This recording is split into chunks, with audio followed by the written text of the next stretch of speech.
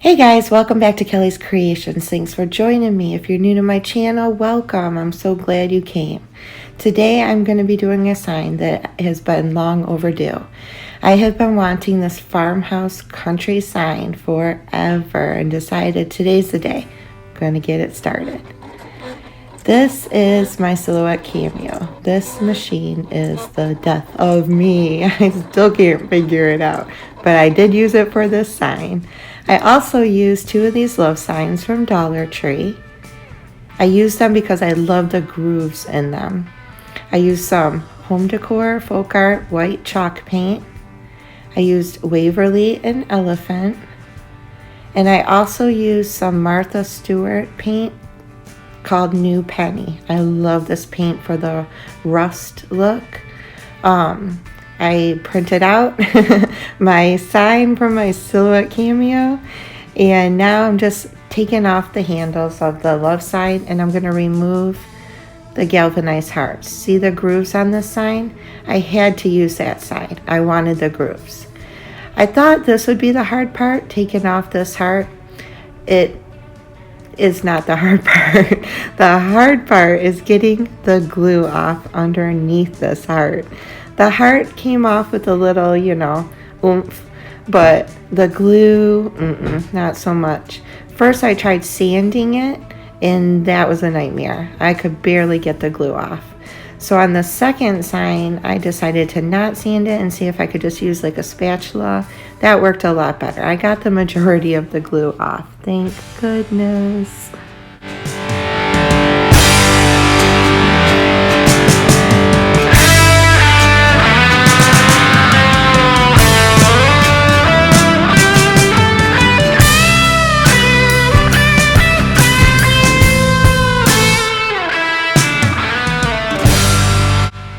Now that that glue is gone, I'm going to start by painting both of these signs with the elephant paint.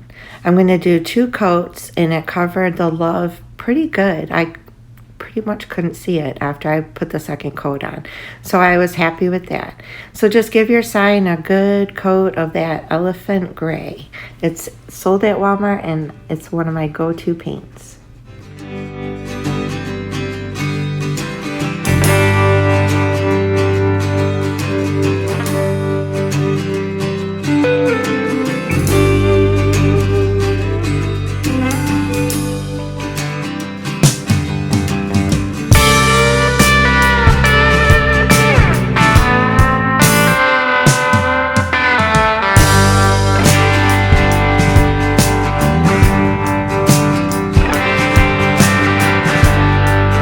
So this next step serves 2 purposes. There's holes on one side of the sign. So I'm using just a dollop of hot glue to cover up those holes. But I'm also doing this because I was trying to create the effect of rivets. So then on the other side where there was no holes, I am just lining up the glue compared to where I did it on the first side. It makes cute little rivets on your sign. Okay, so this next part, I know you've all seen a million times, but I'm going to show you 1,000,001 here.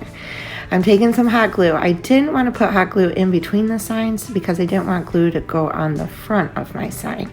So I'm just going to take some hot glue and some tongue depressors that you can get at Dollar Tree and secure this sign together.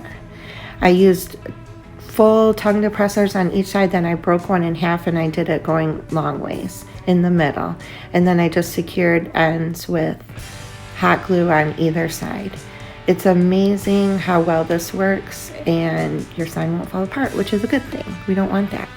So I know you've probably seen this a million times on everybody else, but it does work. If you should get hot glue on the front of your sign, once it's dry, all you need to do is just rub it with your finger and it comes right off, because I did have a little bit of hot glue on the front. Now I'm going to just take my white. The first coat, I'm going to be real light and just give it a nice coat all over. My sign is primarily white, but I wanted that hint of gray showing through. So I'm just doing this in layers. I'm starting off with a light hand, and then I'm getting thicker with every layer until I have my desired effect.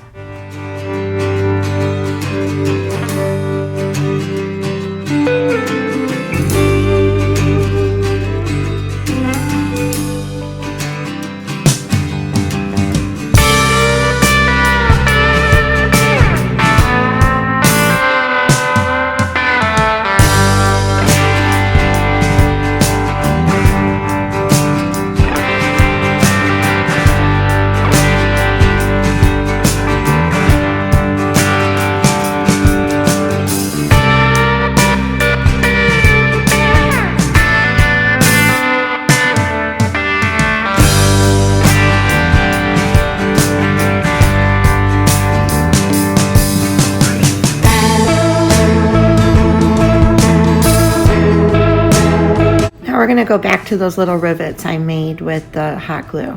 I'm going to use a new penny, and it has like a rusted look, copper look.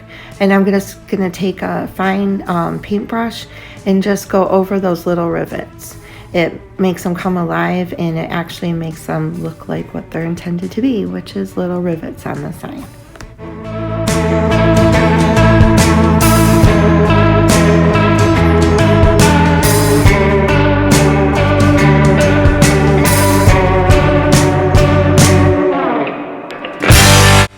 So now it's time to add the vinyl cutout.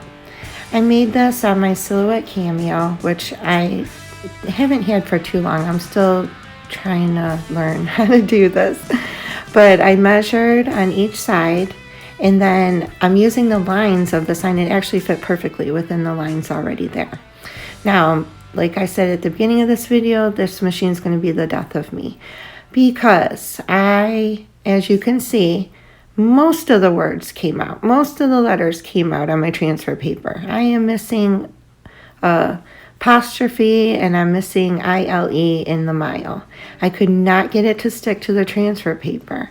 And instead of chucking the whole thing, which I was really close to doing, I decided, don't worry about it, put it on the sign, and then add those freehand after I had everything else in place. That actually worked. I was so happy I didn't have to start over.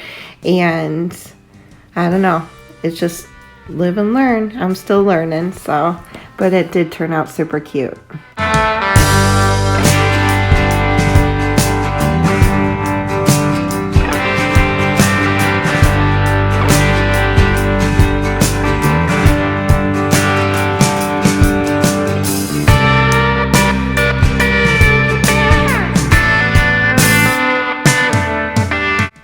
Now for the back, I'm using just some jute string you can get at Dollar Tree.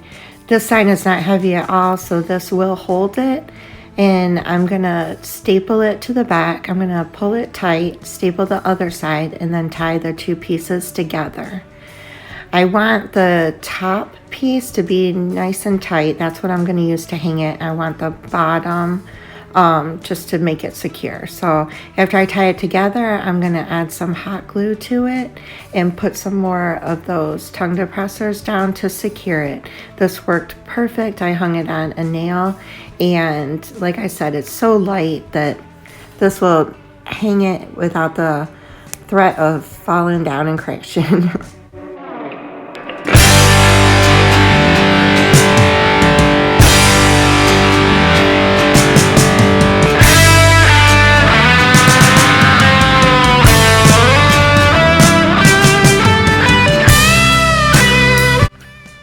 And there it is, hanging in my kitchen.